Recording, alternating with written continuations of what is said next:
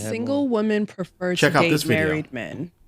And this whole idea of, when you have a wedding ring on, it They acts love you, as a magnet. It does. That it works. It does. I've literally felt that. Yeah. It's like, It oh, works. okay. And I think for some, it symbolizes that I can commit. Yeah. Maybe. Well, do you know what I found when I speak to women, and I have no judgment with my clients. They come to me and it's a completely safe space. So I meet a lot of women that date married men. And the main thing they find, the allure of a married man is essentially he dates completely different to a single man. And he's sexually completely different to a single man and way better according to their to their feedback. So what they say is when they meet men in the modern dating scene, they're so used to disconnected sex. They're so used to kind of hit and quit and move on to the next, and you don't know where he's at, and he doesn't know really how to please a woman because he hasn't had one woman who's given him honest feedback for a long time. Interesting. So when I date a married man, he knows how to treat a woman. His sexual performance is so much better. His emotional performance is so much better. His ability to kind of protect her is so much better because he'll check, did you get home okay? So weirdly, it's a better package for them. Research shows that single women are more attracted to men who are in relationships. Until you now, can't just get because that they're attracted to them doesn't mean that they are 24/7. trying to get with them. However, for the ones who do, there's a term for it. It's called mate poaching. For some people, mate poaching is far too risky. It goes against their morals, it goes against their values, so they'll never do it. And then for other people, they see it as a strategy. Research suggests that 10 to 20% of all new relationships start from mate poaching. And not only that, but mate poachers and people who are susceptible to mate poaching share a lot of the same characteristics. Mate poachers versus non-mate poachers tend to score very highly on the narcissistic spectrum. So then you might be asking yourself, how does someone entice someone who's already in a committed relationship into a situation where they're actively trying to leave their wife for a new woman? This can come in a lot of different forms, some that won't surprise you, like being flirtatious, direct advances, and then other things that might surprise you, like emotional manipulation, and doing things to undermine the current relationship. Because once a mate poacher hears a vulnerability in a relationship, they're going to exploit it. Any dissatisfaction that they hear from their target, they're going to use that as an opportunity to undermine the relationship. If this video resonates with you and you're interested in building better relationships, comment the word growth down below and I'll send some resources to your DM. That's why I love my side women. Yeah, send the resources. They're Is all he really? narcissists. I don't know. I'm just like probably Mate gonna send you a link to his ebook. It definitely makes sense. It definitely does. The only thing is, like, I can see a woman being like, oh my gosh, he's so established and he can give me all this protection and all of this, blah, blah, blah. But then he's still going home to somebody else, though. So you love all that for what? Y'all sound confused. To me, personally, I feel like y'all say y'all want something and then... Can you say a woman and not y'all as if you're like talking? I'm sorry. I feel that... Because we y'all, me, Amanda, and Rico. Okay. I feel like women are constantly confused and y'all don't have a clue. How do you expect to get a husband or a loyal boyfriend while going after somebody else's husband or quote unquote unloyal boyfriend, and then expect him to do things for you that you don't want him to do to you? That's one. Two, what? Like, this shit just don't make no sense. It's like you that too? What? Yeah, two was like, what? Like, I never, it's confusing. And I always feel like, in that whole wedding ring thing, this is my thing. Wait, the $6,000 thing? No. No. They said that the wedding ring is like a magnet. Okay. Oh, okay, I got you. So that's cool. But what if you are already the magnet? Did that make you a double magnet? Yeah, which means that you repel. Right? Don't two magnets repel with the same Only if they're on. Yeah. Right, but if they have the same polarization or I'm definitely gonna get permission to do this. But if let it's you know, I will. I'm going to do this freaking what you call this? What would you call this theory? Experiment. Absolutely, and you know what? And I'll be allowed to, and I'll explain to my girlfriend. Right, we'll go out together because I have a completely different theory because I've never tried the ring on. All right, well, perfect. So do one with both, right? Experiment with. I was gonna let him live. With two different bands, the black one, and then the diamond one. Okay. I'm just curious to see if you attract different type of women for each, because for me it'd be like, my shit, all right, you better not come over here with just some regular old pussy. Like, you better, you know what I'm saying? You better do more for me, because I feel like listening to this, women will look for, and we're talking about a man in a relationship. They'll look for the vulnerability. They'll look for the weak spaces. They'll look for the point, the void that they can fill. Which is the regular band. The regular band, he might be like, okay, you know, but he got some shit on. They want you more. His wife might be spending on him too. You know what I'm saying? Like, okay. You feel what I'm trying to say? All right. No, I got you.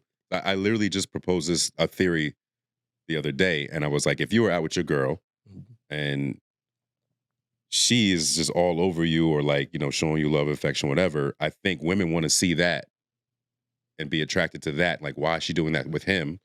As opposed to like, y'all are out arguing. She was like, he looked like he wasn't shit. Really? I think it's the You opposite. like arguing ass niggas. Like, No, this look like an easy poach. Listen, when I was in, quick story, when I was in law school, matter of fact, I literally talked to this friend on the way here today. He's like part of our like law school friend group. He would be like, Aaron, let's go hang out. Let's go eat some crawfish or something. I'd be like, shit, you paying? Ooh.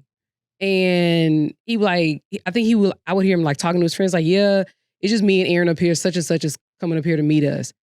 I said, I don't even need to be here if such and such is coming. They be like, hey, women attract women. So sit down, enjoy yourself, have a good time. We gonna have some drinks, eat and kick it. Like it's literally, I'm literally just there to, or whoever is wherever we're going. I think one time we were at like this restaurant called like Walk On, just popular in BR. And we're just hanging out at the bar. Huh? Oh, yeah, just hanging out at the bar. Just literally just like running jokes and probably complaining about professors. I don't know. But I'm literally there. And he said this straight to my face. I'm literally there just so like it will attract other women. I was like, all right then. Let me know if we linking next Thursday. It makes sense. I think women like to see men be able to be out with a woman and not be on top of her and not be like overly like touchy, flirtatious. So if I can just, you know, chill with you, it allows her to think like, oh, well, he can just be chilling and he's not, you know, like doing the perv, the creep. Yeah, he's not doing the most. Like he can have a good time.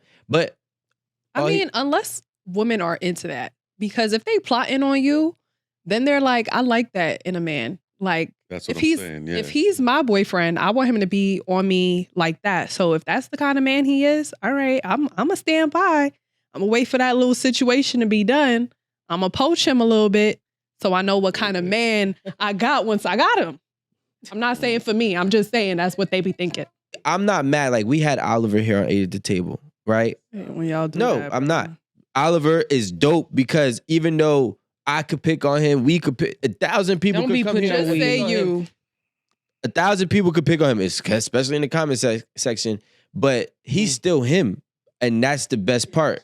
He was always unwavering himself, and Absolutely. and that's why, like, although I disagreed with his approach on life, When Rico was talking, all I could think about is like you don't, but like those of us who like work 9 to 5 jobs, we all put our all in and then expect for a check at the end of the week.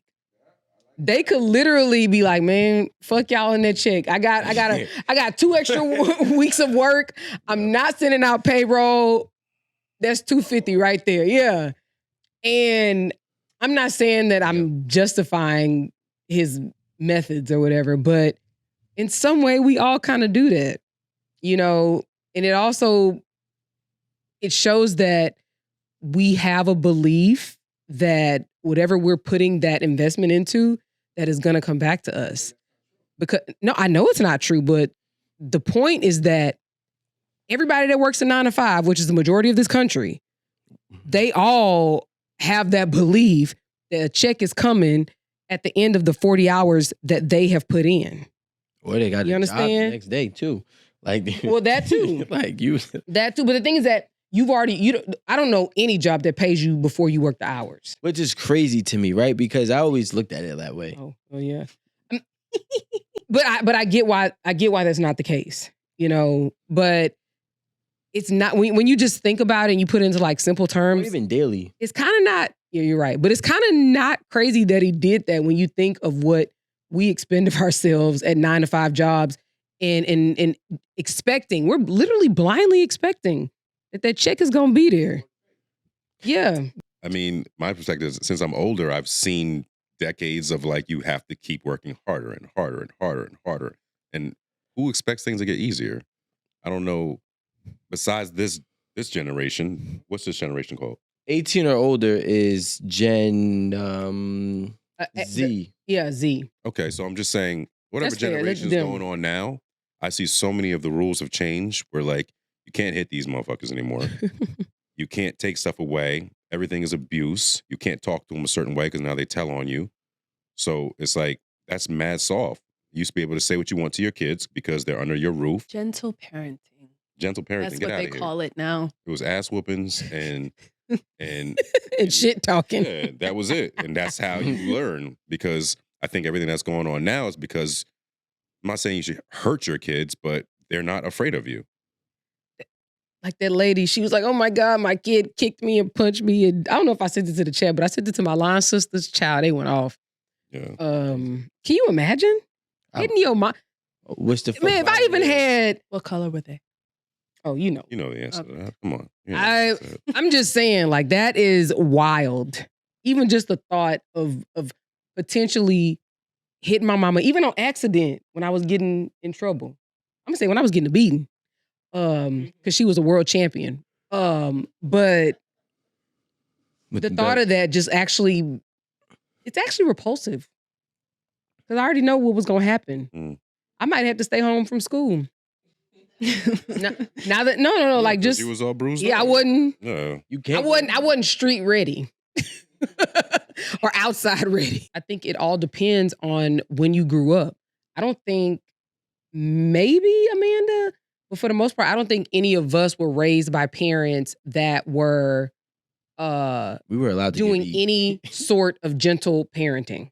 I see signs all over the little mom and pop stores. Only 2 kids allowed at a time, to a point where they got somebody when school is out. They stand by the door, I've seen that. and they only letting 1 or 2 of them in, and all these little kids been congregating in front of. I'm like, God damn, it was like relax. But I think it's because I'm not gonna say I think I know these kids are bad, but a lot of them have badass fucking parents. I don't think it's the ones that like as much as we see. I don't think it's the one that has the gentle parenting that's actually very respectful and patient with their kid. I do know that happens, but it's usually the one that got the badass fucking parent.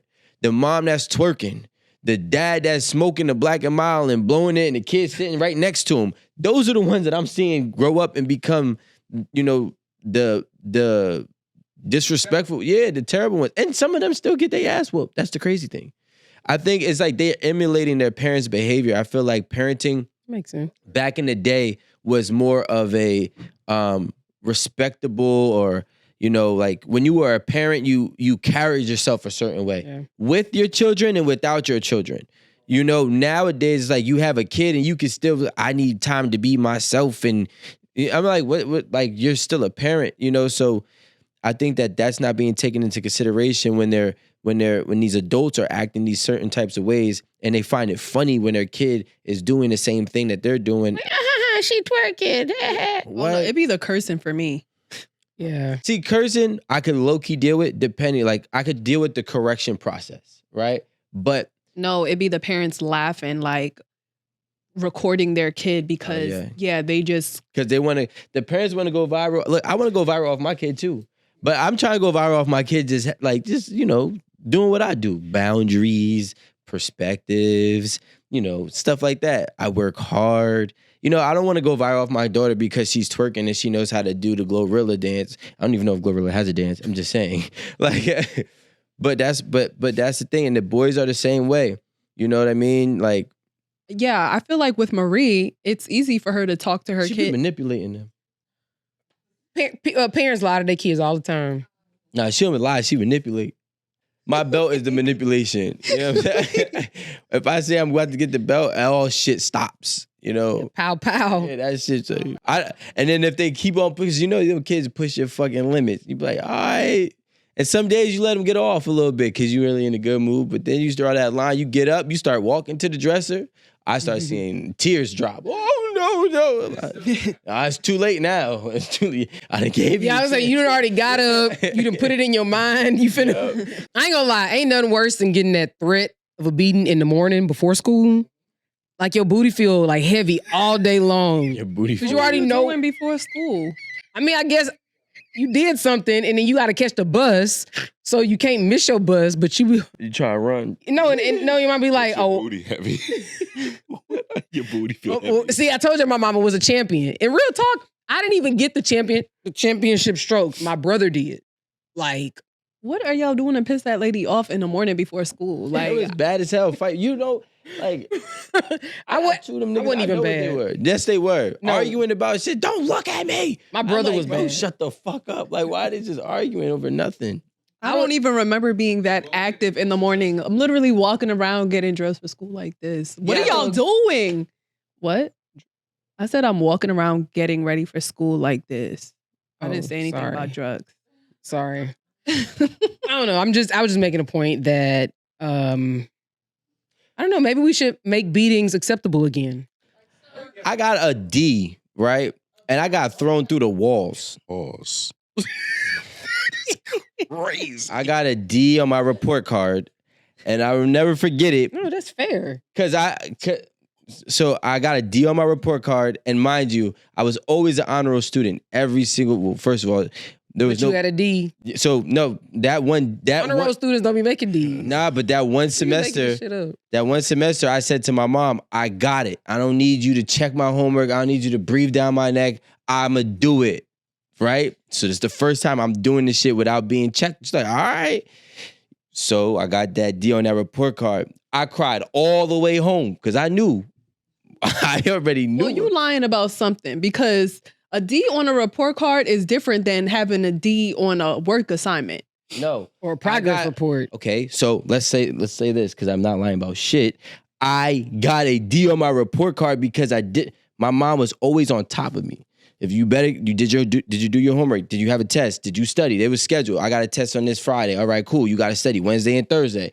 But when I said I got it, she released the shit. She said, go ahead. You got it. Do it yourself since you said you got it. Okay, so it was for the whole term. She just let you. Yeah, like the 6 weeks or 9 weeks. Yeah, whatever. Yeah, the marking period, not the semester, the marking period.